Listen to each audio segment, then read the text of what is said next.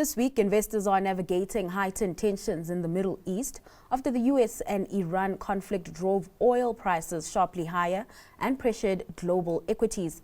In the US, attention will turn to the February jobs report after strong labor data pushed back expectations of Fed rate cuts. Meanwhile, investors await Eurozone inflation and unemployment data.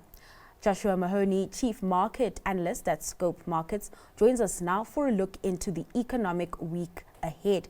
Josh, thank you so much for your time today. Let's start with the big news, right? That being the US-Iran conflict. As I was saying off air to you, I was quite shocked at how quickly everything escalated. On Friday, reports suggested progress in negotiations, with another meeting being scheduled for this week. Then strikes in Iran occurred over the weekend, reportedly killing the supreme leader as well.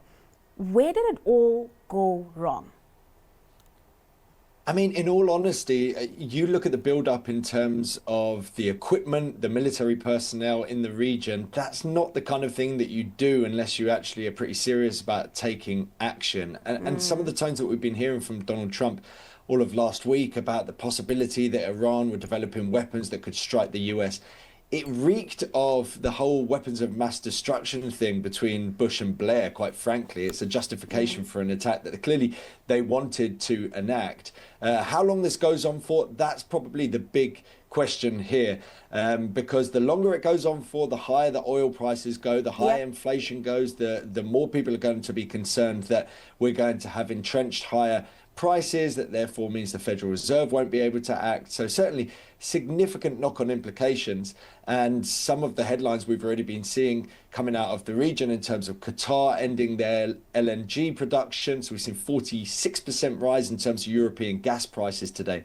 You know, it's bad news, and it means that we want a quick resolution to this, but Donald Trump said that it could last something like 4 weeks. I think I read something along those lines as well, and that, of course, fueling the risk of mood across asset classes. I came across a Barclays report or note that suggested that oil prices could hit $100 a barrel if tensions persist. You touched on, that issue around inflation if these prices hold at the levels they're at or continue to go higher. That, of course, a concern, right, when it comes to monetary policy over in the US, and that obviously then filtering through across the globe. Yeah, for sure. And I mean, quite frankly, I think keeping energy prices low has been the mainstay of Donald Trump as he enacted his tariffs. I mean, certainly if you look into the tariff data, some of the prices have been passed on to the US consumers, but inflation has largely been under control because oil prices kept going down and down and down. If that suddenly reverses, then we've got a very different dynamic. And remember, we're in a mid-terms election year, so Donald Trump certainly has a number of different things that aren't really pointing towards the successor of the Republicans in the midterms. And so if prices in terms of gas, in terms of oil, keep going higher and higher, I think there's going to be pretty significant pressure on Donald Trump to bring this conflict to a resolution. But quite what that resolution is going to be remains to be seen. Yeah, pretty unclear, because we don't know if they will actually resolve the issues around nuclear. Let's turn our focus to the US labor market. Non-farm payrolls for February due this week. January surprised us with a 130,000 gain in the jobs market, as well as the unemployment rate ticking lower. There were concerns about the accuracy of those numbers, and also concerns about how the jobs market fared in 2025. Do you expect another strong print? Not particularly, no. I mean, if you look at the metric from last time around, it was massively skewed in the direction of pretty much one sector, which is healthcare and education. And so you've got a massively uneven jobs market in the US. Even when they do see outperformance in terms of numbers, there's always a way to look into it and say, still not that impressive. Markets are expecting a sharp decline in terms of the headline payrolls number. Look, I don't necessarily know that we're going to see a huge rise in terms of unemployment, but certainly we've got enough signs that do signal that the US jobs market isn't ideal. And if we see that alongside the idea that we could see a rise in terms of inflation, then it's not a great position for Trump to be in again in a midterm election year. We've also been discussing AI and its impact on jobs, Josh. Are we already starting to see that filter through into the official jobs numbers, or is it too early to say?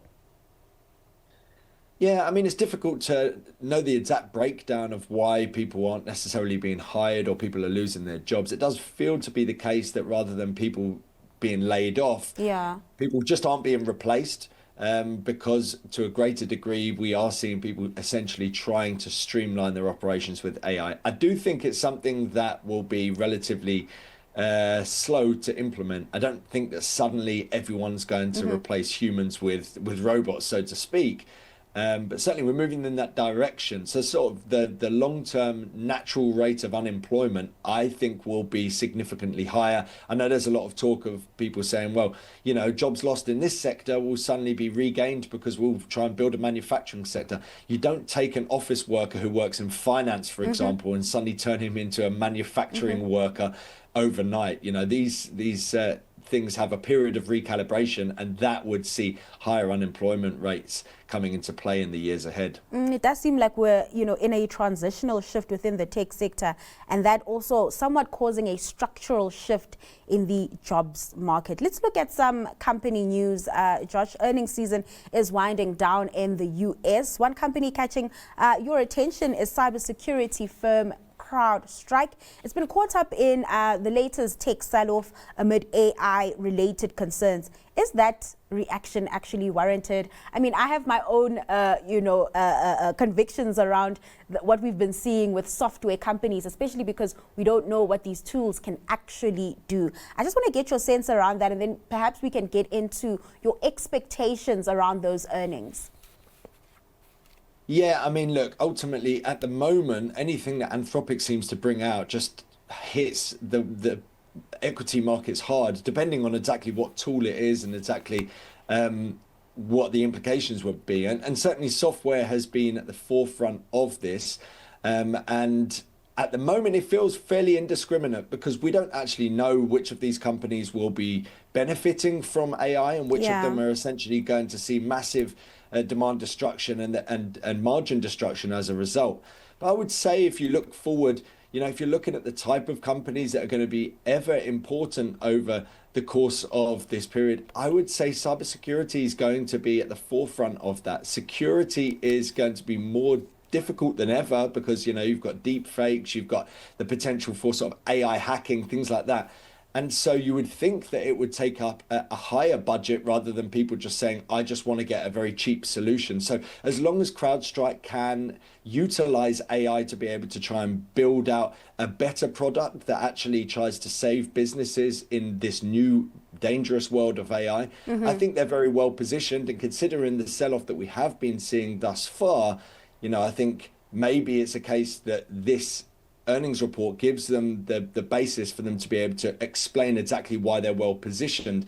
So in actual fact, for many of these software companies, their earnings right now in terms of their numbers are probably less important than the rhetoric that comes out from the CEO to explain exactly whether they will or won't be impacted negatively by this. Yeah, it's really about the outlook. And, I've been quite confused about why then we aren't seeing the rally in NVIDIA on the back of that upbeat outlook we got last year. Has that stock just run its course? Is it too high? Are concerns around it being overvalued back on the table?